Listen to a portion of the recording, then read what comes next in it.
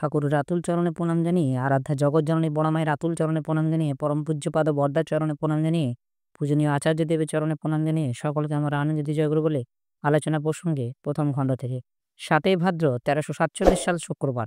অনেকদিন পরে সুশীলদা আশ্রমে বাংলা মায়ের কোলে ফিরে এলেন।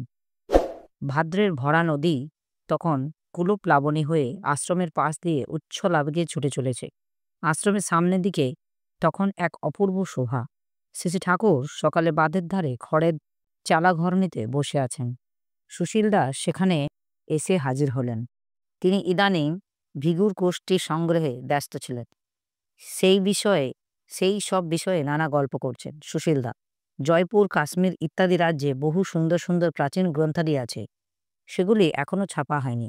জার্মানি ও আমেরিকা থেকে কত পণ্ডিত লোক ওখানে গিয়ে সেগুলি দেখে নেবার চেষ্টা করেছেন, কিন্তু রাজ্য সরকার অনুমতি দেননি। শ্রী ঠাকুর, আমরা যে কতখানি উন্নত ছিলাম তা ভৃগুর এই একটা ব্যাপার থেকেই বোঝা যায়। আমরা যতখানি উঠেছিলাম ওরাও এখনো সেই স্তরে পৌঁছায়নি। ধাতুর রূপান্তর সম্বন্ধে সুশীলদা আলোচনা করেছিলেন। শ্রী ঠাকুর, নিয়মটা ভালোভাবে না জানলে পরিচালনা করা মুশকিল। পুনর্জন্ম সম্বন্ধে কথা উঠল। শ্রী ঠাকুর, আমার মনে হয় মানুষ যে দশায় মারা যায় সেই দশাতেই, অর্থাৎ সেই গোচর ফলেই জন্মে।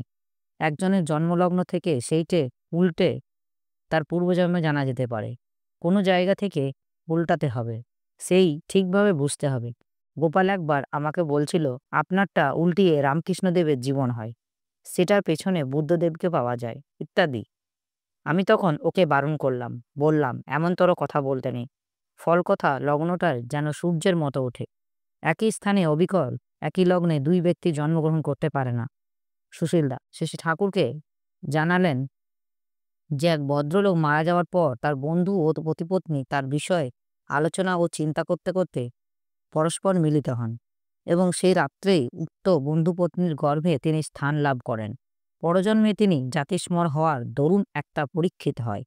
শ্রী ঠাকুর, এটা হওয়াই সম্ভব। এই জন্য শাস্ত্রে আছে স্বামী স্ত্রী যেখানে নির্জনে থাকে সেখানে যেন অন্য রকমের সাড়া না থাকে, তাতে একটা আত্মা গর্ভে স্থান লাভ করার পক্ষে ব্যাঘাত হতে পারে। আর স্বামী স্ত্রী যেখানে নির্ভীতে একত্রে শুয়ে থাকে সেখানে অন্য কারো যাওয়া নাকি পাপ। এইসব কথার পর কথায় কথায় শ্রী ঠাকুর বিরুদ্ধ পারিপার্শ্বিকের অত্যাচার সম্বন্ধে নানা কথা বললেন। শ্রী ঠাকুর, আমি আমার উজাড় করে মানুষের জন্য করেছি, আর মানুষও উজাড় করে আমাকে অত্যাচার করেছে। আমি তখন মাসে মাসে ৩,০০০ টাকা করে বাইরে দিই, অথচ মা মাসে ৩০০ টাকা করে আমার কাছে চেয়েছিলেন। আমি তা মাকে দিতে পারিনি। এর আমার কম দুঃখ নয়। অভাবের তাড়নায় মা শেষটা আপনাদের কাছে হাত পাততে বাধ্য হতেন, আর আমি যাদের দিয়েছি তারা সেটা দান বলে ভাবেনি, দাবি বলে ধরে নিয়েছে। লিখে দেওয়ার কথায় সবাই চটে যেত, রাগ করত। আমি কিছু বলতাম না, আমার কাজ আমি করে যেতাম। আমার ওতে কিছু স্বার্থ ছিল না, কিন্তু লিখে না দেওয়ায় আজ এই অবস্থায় দাঁড়িয়েছি। আমার কাছ থেকে নিয়ে ঠুয়ে আজ আমার উপর যারা এমন অত্যাচার করছে, তাতে যদি তাদের অনেকটাই ভালো হতো তাও খানিকটা সান্ত্বনা ছিল, কিন্তু এতে করে তারা নিজের ক্ষতি করেছে। যে সব চাইতে বেশি সেই আমার মস্ত আফসোস। শেষটা আমার কথা শুনত না, আমি কিছু বলতেও পারতাম না। সেবার উৎসবে ২ ধামা সোনা জোগাড় করেছিলাম। আমি বললাম মোটরের দামের জন্য ৪০০ টাকা দিতে, তাও দিল না। কেষ্টদাস একজনের কাছ থেকে অপমানিত হয়ে আমার কাছে এসে যখন পড়ল, আমি বললাম তুই এইভাবেই চল, দেখবি ব্রাহ্মণরাও তোকে ভক্তি করবে। আমার কথা মতো চলে সত্যি সত্যি তাই হলো। দা একদিন ওকে প্রণাম করতে গেলে ছুটে পালালো। আরও কত কি হলো, শেষটা সহ্য করতে পারল না, মাথা বিগড়ে গেল। আরও কয়েকজনও ওর সঙ্গে গিয়ে জুটল। প্রফুল্ল, ঠাকুরের টাকা সাধারণের টাকা, এই ধরনের একটা ধুয়ো উঠেছে।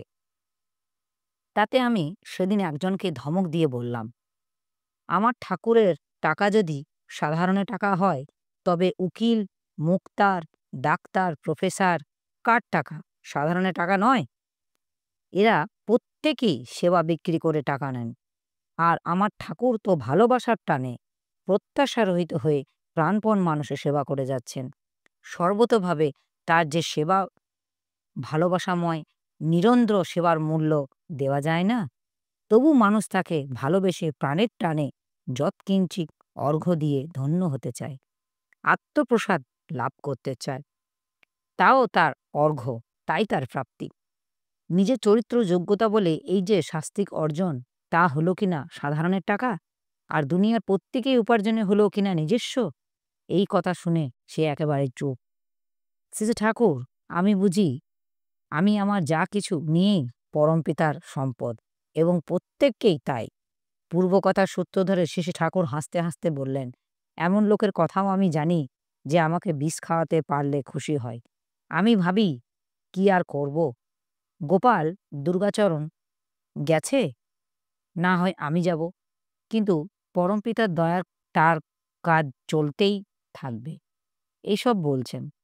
এরই মাঝে গ্রামে এক মুসলমান ভাই খুবই সুন্দর একটি প্রজাপতি ধরে এনে শ্রী ঠাকুরকে দেখিয়ে বললেন, এটা আমার গায়ে পড়েছে। শ্রী ঠাকুর, বাহ, বেশ চমৎকার, খুব ভালো। গায়ে পড়া সৌভাগ্যের লক্ষণ। তোর ভালো হবে, নিয়ে যা, রেখে দেগে, মারিস নে কিন্তু। সে প্রজাপতিটা নিয়ে খুব খুশি মনে চলে গেল। তখনই গান করতে করতে এক ফকির এলো।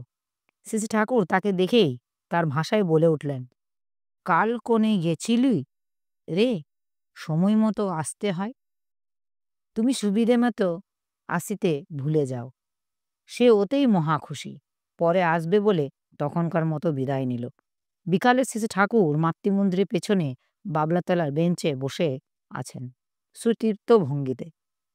অনেকেই উপস্থিত আছেন।